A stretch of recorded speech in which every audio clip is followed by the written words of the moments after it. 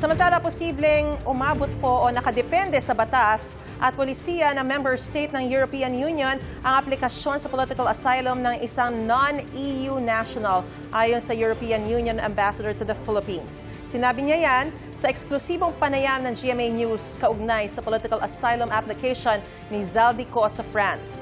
Ibinida rin ng ambassador ang pinaplansyang free trade agreement sa pagitan ng Pilipinas at European Union. May unang balita si JP Soriano. Nagpapatuloy ang negosasyon ng European Union at ng gobyerno ng Pilipinas para sa isang free trade agreement o FTA.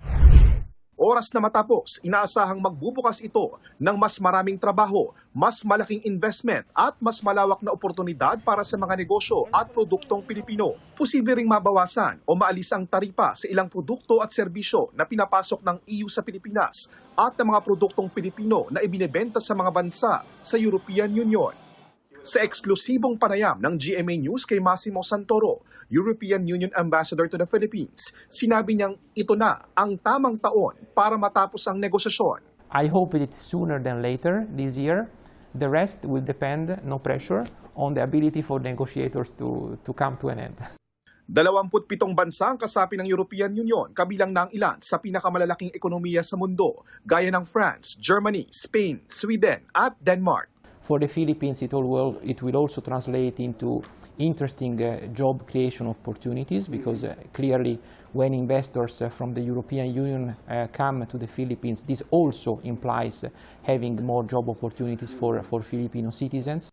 Maliban sa trade, gusto rin daw palawakin pa ng EU ang National Copernicus Capacity Support Action Program for the Philippines o COFIL na isang 10 million euro EU-funded program. The Copernicus system, Mr. Ambassador, what specific commitments is EU giving to the Philippines in terms of that particular project? It is a system of satellites allowing for the observation of Earth from higher than the sky, and for ensuring, for example, again in terms of concrete impact for the Filipino people, checking crops, checking the consequences of natural disasters, trying also to help when it is about containing the consequences of the natural disasters. Sa usapin naman ng maritime security, sinabi ni Santoro na naglunsad na ang EU at Pilipinas ng dialogue sa security and defense, kabilang na ang kooperasyon sa maritime issues. Aniya, parehong naninindigan ang EU at Pilipinas para sa international rules-based order, kapayapaan at katatagan sa South China Sea. Ayon kay Santoro, suportado ng EU ang Pilipinas bilang ASEAN Chair sa pagsusulong ng isang makabuluhang Code of Conduct sa South China Sea. Ang Code of Conduct ay ang ilang dekada ng binubuo na kasunduan na magiging alintuntunit sa South China Sea sa pagitan ng China, Pilipinas at iba pang bansa sa Southeast Asia na may inaangkin ding bahagi sa South China Sea. Dahil kapwa kasapi ng European Union ang Czech Republic at France, tinanong din namin ang EU Ambassador tungkol kay Zaldico. Nasa huling impormasyon ng Malacanang ay nasa France para humiling ng political asylum.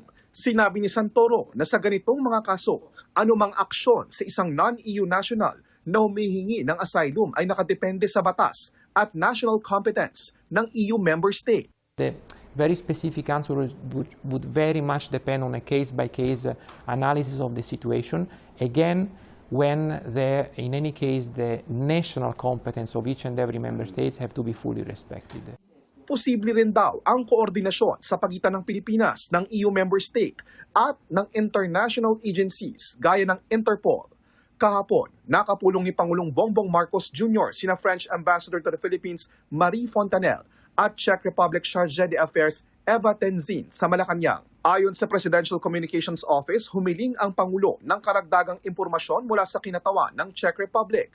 Kabilang na ang rason kung bakit pinakawalan si Ko matapos maharang dahil sa kawalan ng kaukulang dokumento. Umaasa raw ang Pangulo sa mas maigting na pulis, legal at judicial cooperation sa France at Czech Republic para maibalik si Ko sa Pilipinas at mapanagot sa batas. Ito ang unang balita, JP Soriano, GMA News.